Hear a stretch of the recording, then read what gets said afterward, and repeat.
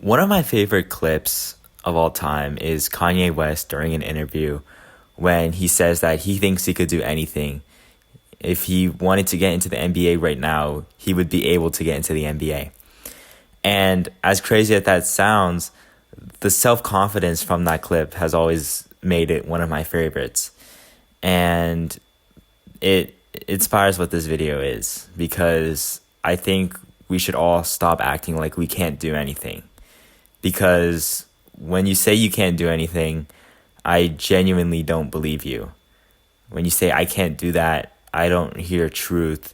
I hear you deciding to sit down. Because let's be real. Most of the things you say you can't do, you haven't even tried. Not seriously, not all the way through. You just felt uncomfortable once and called it impossible. And I used to do that a lot. I look at something and immediately say, that's not for me. I could never do that. Or maybe I don't have that. Like, I don't have a specific ability or tool in my arsenal to be able to do whatever that activity is. And it felt real. It felt grounded. It felt like I understood myself. I understood my capabilities. I understood my limits, those type of things. But I didn't. I was just limiting myself early so I didn't have to prove anything later. And thinking back, that's all it was. A shortcut, a way out. And I started noticing something. The people who actually do crazy things, they don't have some secret permission. And yes, they might have a little extra talent, but I think that's only a small part of their success. Really, I think they're just willing to accept that voice. That's it. They hear you can't, and they just don't listen to it. Or they don't respect it enough to stop. And somehow we look at them completely different. Like they're chosen, like they're built differently. But I think they really just didn't sit down when their brain told them to. You really think the only difference between you and someone doing something big is ability?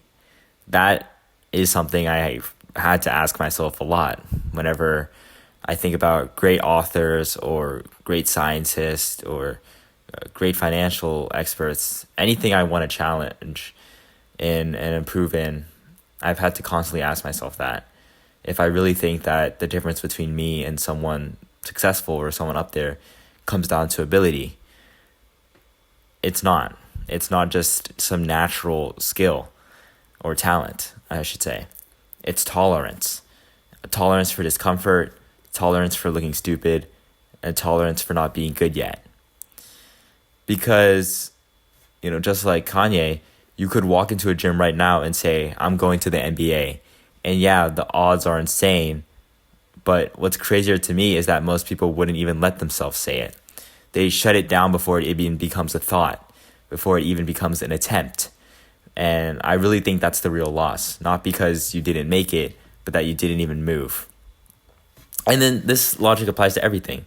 You want to start something, talk to someone, build something, become something. You already decided whether you can or can't. And then you call that decision reality. And that's the part that really bothers me. Because I've done it for years. I've said I can't so many times that it started to sound intelligent. Like I was being self-aware, like I was being realistic, but I wasn't. I was being safe. And I was protecting myself from failing by never entering the situation in the first place. And yeah, on paper, that works. You don't fail, but you also don't do anything. And I got tired of that. I got tired of watching myself hesitate over things that I could literally just try. Not succeed, not master, just try. And even that felt like too much because I had convinced myself I can't. And you might relate to that. If you tell yourself, oh, I want to be the best chess player of all time, you're not trying to master the game. And maybe you're not even trying to hit an ELO that you see as good. Like you're not trying to be 3,000 or 2,000. You're just trying to be good. You're just trying to try out the game for the first time. But because you've set these standards for yourself, even doing that feels like it's too much. And you stop because, not because you're not good enough, right? You stop because you didn't even let yourself the thought that you could be something at it.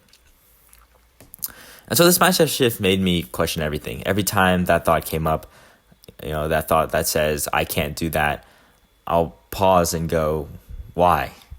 Like, actually, why? Why can't I do that?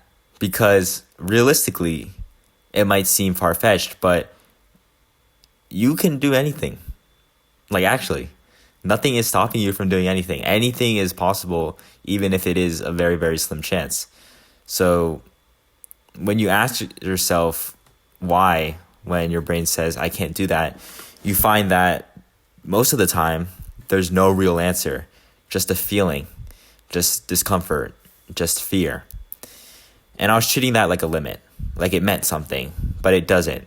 Feeling uncomfortable doesn't mean you can't do something. It means you're not used to it. And that's it. And once that clicked, I couldn't unsee it. I started seeing how often I shut things down early, how often I disqualified myself before anything even started. And it's embarrassing. Not in the people are watching me way, but in the sense that I was playing small on purpose.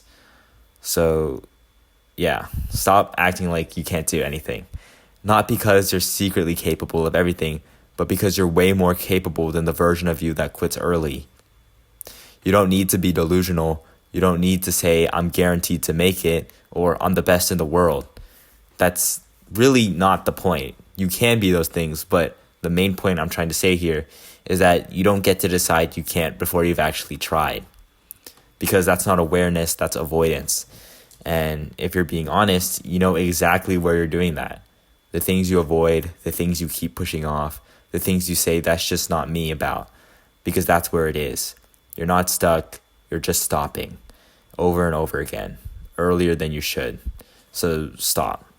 Not stop trying, stop quitting before you begin. Stop labeling things as impossible just because they make you uncomfortable. Stop acting like your first reaction is the final answer. Because it's not, and it never was.